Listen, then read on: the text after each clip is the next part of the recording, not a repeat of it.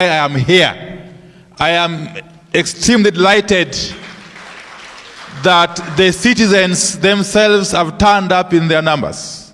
And that's a demonstration, Kevin, of the importance and the significance that is attached to this event. Before I briefly touch on NADCO, let me talk about what is most critical.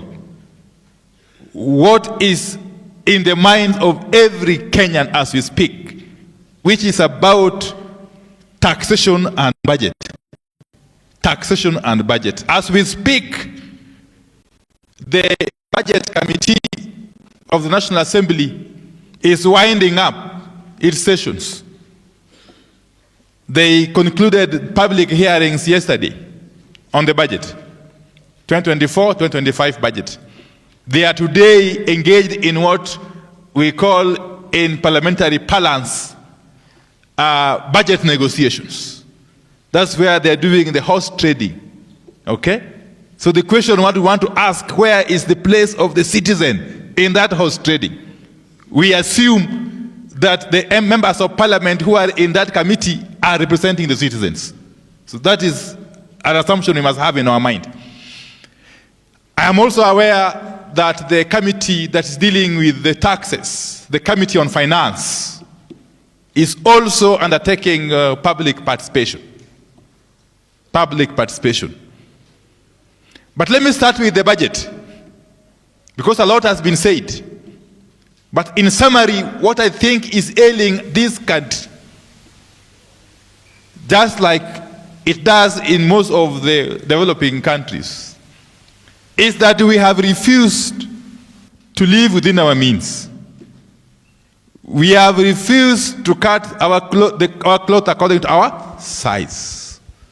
So we keep on year in, year out, Your Excellency, developing budgets which we cannot possibly finance.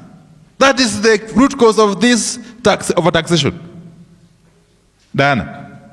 Yes, the moment you have got an unrealistic budget with gaping holes, with serious budget deficits, you must look for money. Okay? And that is what has come to define this regime. The regime that has now been in power for the last 2 years. It is a regime that has now become synonymous with overtaxation, because it has refused to develop a reasonable budget. That is where we are. And therefore, if you look at the taxes they are now proposing, and I'm also told that some of them are a red herring, they will be dropping some of them because they are simply trying to test.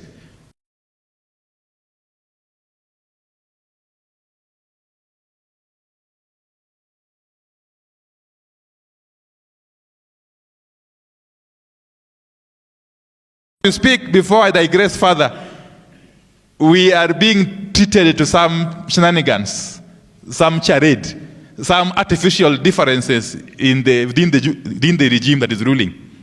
You hear those differences they are talking about.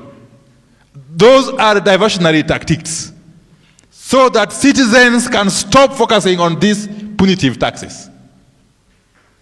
Kenyans are not bothered who is right or wrong within Kenya Kwanza. That is their problem, okay? But Kenyans are overly concerned about rising taxation, the ever-rising taxes that affect their daily lives at a personal level. So, these taxes, some of them are actually laughable. Because if you propose to tax vehicles, and you know vehicles are very expensive to own. First and foremost, you buy them very expensively. And then you want to introduce new taxes on vehicles which have already been bought by vehicle users. And yet you know some of these vehicles are tools of work. Kenyans buy vehicles as tools of work. Many Kenyans. Okay? Take for example the commercial vehicles. They are tools of work. They are business tools. You are simply trying to say that you want to make business as expensive as possible. The end loser is the common citizen. The common citizen. Because the cost of doing business, once it rises, the business persons must pass it to somebody. And it's the common person. So that tax, that particular tax, must be rejected. And we shall stand firm to ensure that it does not see the light of the day.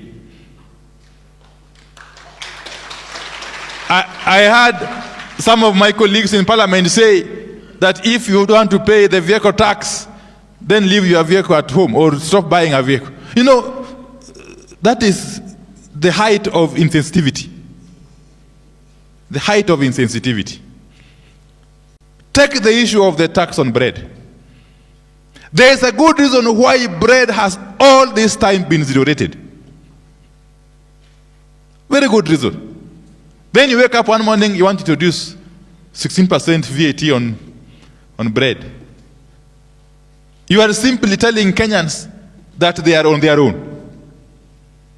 And not forgetting that these are in addition to the 2023 taxes that have continued to choke the ordinary mwananchi. We haven't forgotten the tax on fuel, the infamous tax on fuel. We haven't forgotten the forced tax on housing that is choking people who are working. So in addition to all punitive taxes, you are introducing new ones. Madam China very well in dealing with that, so I don't want to belabor. I don't want to belabor. So then, what do we do? My appeal to Kenyan citizens is to remain vigilant. Even though you have elected your representatives in parliament, don't abdicate your cardinal and patriotic responsibility of remaining vigilant and holding the government, including those that you have elected, to account. That cardinal responsibility cannot be taken away from you. Because ultimately, as our constitution decrees, the ultimate power is vested in you. Ultimate power.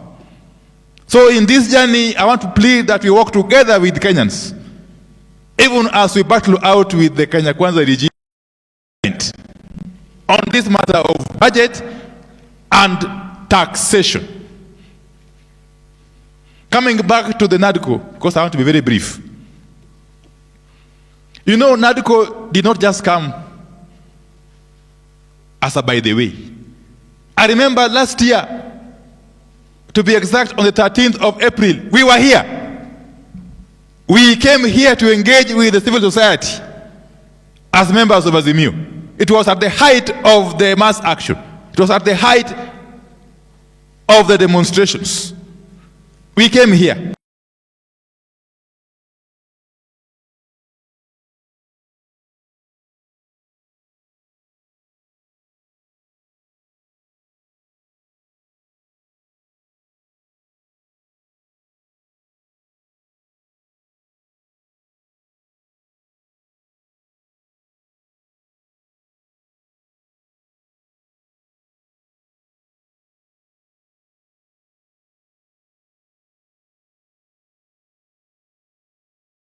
Kenyans through police brutality, and many others were maimed, and that is why we went to the table under the able leadership of His Excellency Kalonzo Musyoka on our side. And therefore the outcome of the NADCO process cannot be rubbished.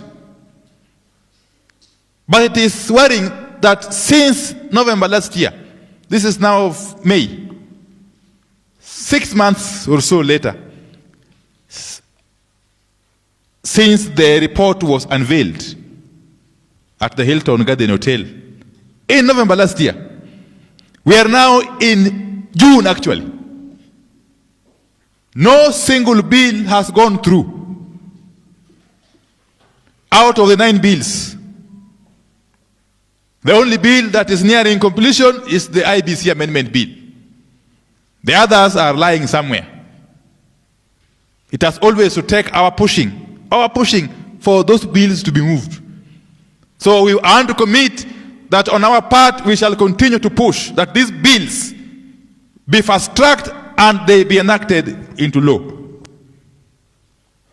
But on the IEBC bill, briefly, you know, every Kenyan citizen has got the right to representation. Can you imagine that since April 27th last year, when the Speaker of the National Assembly declared the Banisa parliamentary seat vacant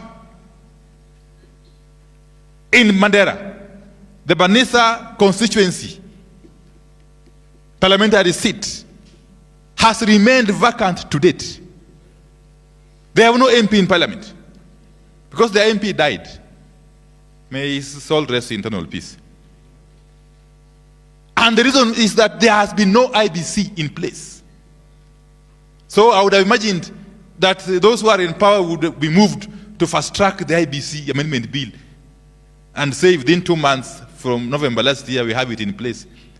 And here we are. Here we are.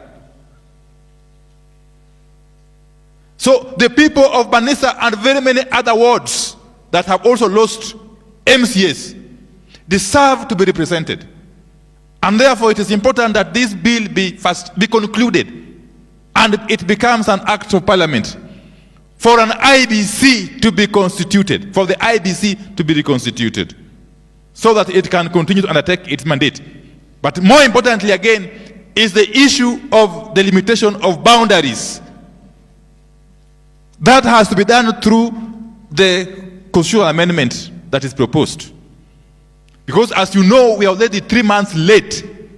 We are three months past the deadline for the limitation that was to happen by March this year. So for the limitation to happen now, we have to open that bracket again, that window. That can only happen through an amendment to the Constitution, which we have proposed through NADCO.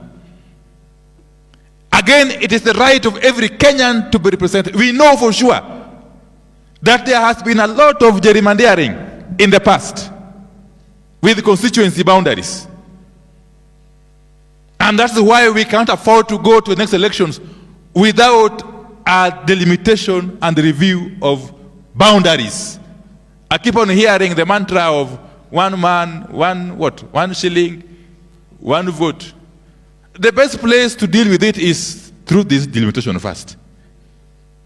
I keep on hearing. I don't know whether it is official policy of Kenya Kwanza or UDA. I'm not sure. You know, a person occupying a high office as a DP, a deputy president, cannot just voice an opinion. He must be speaking the official policy. So we don't know whether it is official policy of Kenya Kwanza now that we go one man, one shilling, one vote. We are waiting to hear.